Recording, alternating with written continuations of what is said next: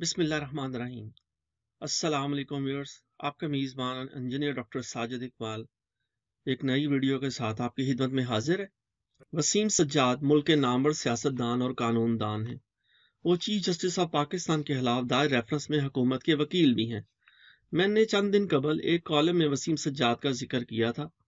ये कॉलम कराची बार रूम में वसीम सज्जाद के साथ पेश आने वाले एक वाक़े के बारे में था। वसीम सज्जाद कराची बार में चाय पीने गए थे, लेकिन वहां मौजूद एक वकील गंडापुर ने उन्हें बार रूम से बाहर चले जाने का मशवरा दिया और वसीम सज्जाद इस मशवरे के एहतराम में बार रूम से बाहर चले गए। इस कॉलम के रद्द अमल में वसीम सज्जाद ने गुज़श्ता रोज मुझे खत लिखा, जिसमें उन्होंने फरमाया, मुझे चाय पर कराची बार के चंद वकला ने मदऊ किया था। चाय भी वहां बैठे वकील साथियों ने मंगवाई थी। आपने दुरुस्त लिखा। बार रूम में उस वक्त वकला की तादाद कम थी। ये भी दुरुस्त है कि वकील जिनका नाम बाद में गंडापुर साहब मालूम हुआ मेरे पास आए थे और उन्होंने मुझे कहा कि आप यहाँ से चले जाएं क्योंकि आप वफाकी हुकूमत के रेफरेंस में वकील हैं। ये दुरुस्त है, मैं अपने साथियों समेत वहां से फौरन चला गया था, लेकिन मैंने उनसे कोई बहस की थी और ना ही मुझे वहां किसी ने घूरा था। मैंने वहां नाराज लहजा भी इख्तियार नहीं किया था। मुझे इसकी कोई जरूरत पेश नहीं आई थी। मैं लीगल प्रोफेशन से ताल्लुक रखता हूँ और एक वकील की हैसियत से वफाकी हुकूमत की नुमाइंदगी कर रहा हूँ। मैं ये काम सिर्फ अदालत में करूंगा। ये एक वकील का हक है। लोग अदलिया की आज़ादी को बजा तौर पर अहमियत देते हैं, लेकिन उतना ही अहम तस्वुर वकालत की आज़ादी भी है। ये जमहूरी रवायात का हिस्सा है। इसका मतलब यह है कि एक वकील जिस जानब से चाहे पेश हो और वह पूरे एतमाद के साथ अपने मौक्कल का दिफा करे। अगर दिफा केस की पॉपुलैरिटी की बना पर किया जाए तो फिर वकला अपना फर्ज अदा नहीं कर सकेंगे। वकला ने हमेशा रूल ऑफ लॉ के लिए जद्दोजहद की है, लेकिन वकालत की आज़ादी के तहफ़्फ़ुज़ के बगैर मुल्क में रूल ऑफ लॉ का निफाज अधूरा होगा। मैंने वसीम सज्जाद के कानूनी और वकीलाना हक को तस्लीम करते हुए उनका रद्द अमल आपके सामने पेश कर दिया, लेकिन जहां तक उनके मौक़िफ़ का ताल्लुक है तो मुझे उनसे इत्तफाक नहीं। मैं अपने एतराज़ात की वजाहत आगे चलकर करूंगा।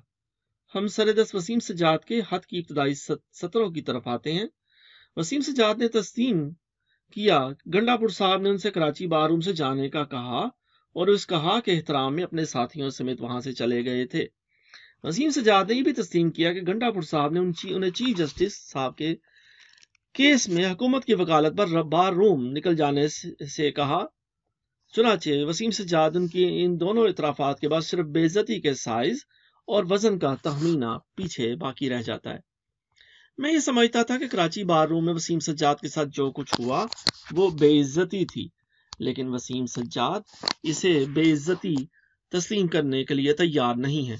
उनका ख्याल है किसी बार रूम में कोई जूनियर वकील किसी सीनियर वकील, किसी साबिक चेयरमैन सेनेट और किसी साबिक सदर को चाय पीने से रोक दे या हुकूमत की वकालत के जुर्म में उसे बार रूम से चले जाने का हुक्म दे दे और बार रूम में मौजूद वकला इस जूनियर वकील की बदतमीजी पर खामोश रहें और सीनियर वकील बार रूम से चुपचाप निकल जाए और इस बदतमीजी पर बार रूम की इंतजामिया जूनियर वकील के खिलाफ किसी किस्म की तादीबी कार्रवाई ना करे और पाकिस्तान भर के वकला इस जूनियर वकील को इस बदतमीजी पर मुबारकबाद पेश करें, तो ये बेइज्जती नहीं होती।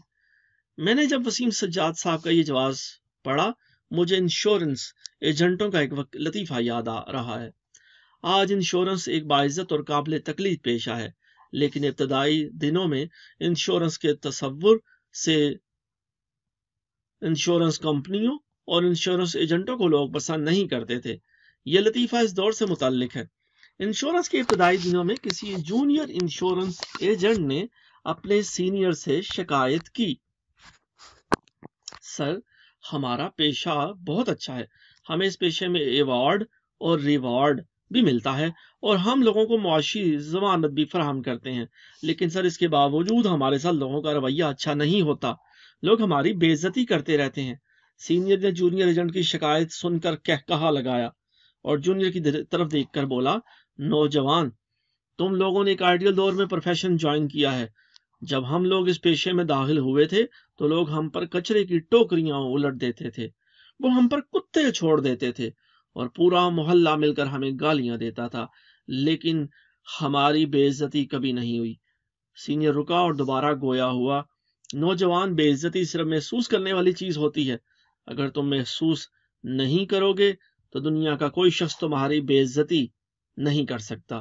لہٰذا جب بھی کوئی شخص تمہاری بے عزتی کرنے لگے تو فوراً ہمارے بارے میں سوچو اور محسوس کرنا بند کر دو، تمہاری بے عزتی نہیں ہوگی۔ اگر سینئر انشورنس ایجنٹ کے نقطۂ نظر سے دیکھا جائے تو واقعی سارے کھیل میں وسیم سجاد صاحب کی بے عزتی نہیں ہوئی تھی۔ وہ چائے پینے کے لیے بار روم گئے تھے، گنڈا پور صاحب نے انہیں اٹھا دیا، وہ چپ چاپ اٹھ کر باہر چلے گئے اور دوسری جگہ بیٹھ کر چائے پی لی۔ لہٰذا اس میں بے عزتی والی کیا بات تھی؟